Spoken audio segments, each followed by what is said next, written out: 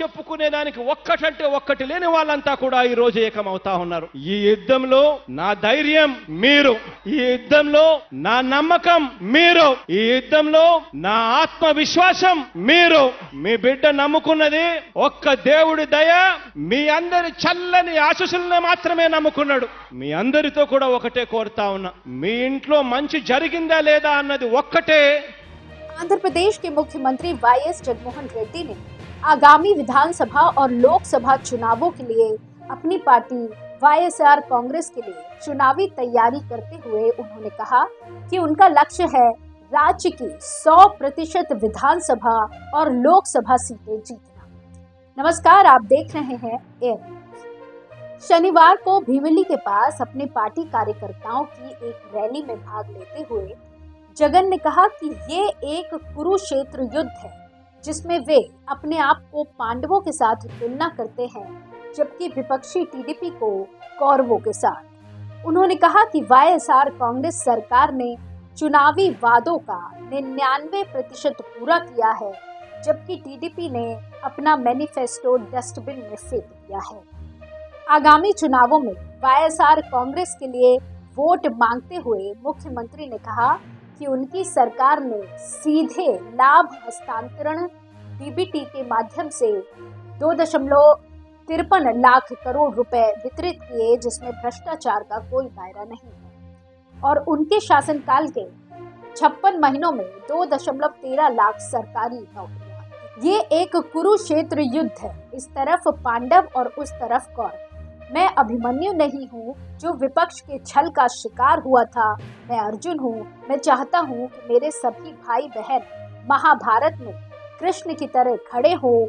ऐसा कहकर जगन ने पार्टी कार्यकर्ताओं से अपील की कि उत्तरी आंध्र के 6 जिलों अर्थात श्रीकाकुलम, विजयनगरम, विशाखापट्टनम, मन्यम, अल्लूरी, सीताराम, राजू और अनकापल्ली जो 34 विधानसभा क्षेत्रों का प्रतिनिधित्व करते हैं। आपको बता दें कि जगन ने अपने भाषण में टीडीपी के सुप्रीमो एन चंद्रबाबू नायडू को जमकर फटकारा।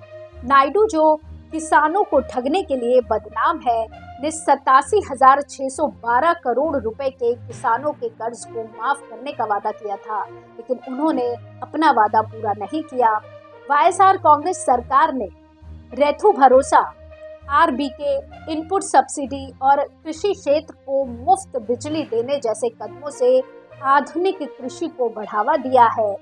नायडू तो हमारी तरह एक गांव भी नहीं बना सकते, क्योंकि उनका गांव का मतलब है गरीबों का शोषण करके अपने दोस्तों को लाभ पहुंचाना। उन्होंने कहा शिक्षा क्षेत्र में अपनी सरकार के कामों को बताते हुए मुख्यमंत्री ने कहा कि उनकी सरकार ने माना बाड़ी नाडू नेडू अंग्रेजी माध्यम राज्य पाठ्यक्रम से सीबीएसई और आईबी पाठ्यक्रम में परिवर्तन, द्विभाषी पाठ्य पुस्तकें, बाजू की सामग्री, स्मार्ट टैबलेट, आईएफपी जैसे क्रांतिकारी सुधार किए गए। सरकारी स्कूलों में और विदेशी विद्या जीवेना योजना के तहत गरीब बच्चों को पूरी फीस की छूट दी गई है।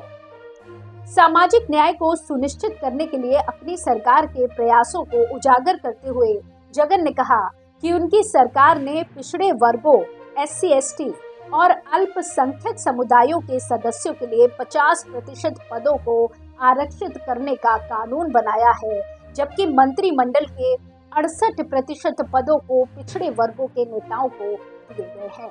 तो इस तरह अपने भाषण से जगन ने पार्टी कार्यकर्ताओं में उत्साह और आत्मविश्वास का संचार किया है। वे अब आगामी चुनावों के लिए तैयार हैं और उनका लक्ष्य है राज्य की सभी सीटें जीतना। विपक्षी टीडीपी ने इस भाषण को झूठ और घमंड से भरा हुआ बताया और कहा कि जगन की सरकार ने राज्य को विकास से पीछे धकेल दिया है और उनके वादों का पूरा करने का दावा एक बड़ा झूठ है। टीडीपी ने कहा कि वे जनता को जगन की असफलताओं और भ्रष्टाचार के बारे में बताएंगे और उन्हें चुनावों में हराएंगे। नमस्कार, आप देख रहे थे एयर न्यूज।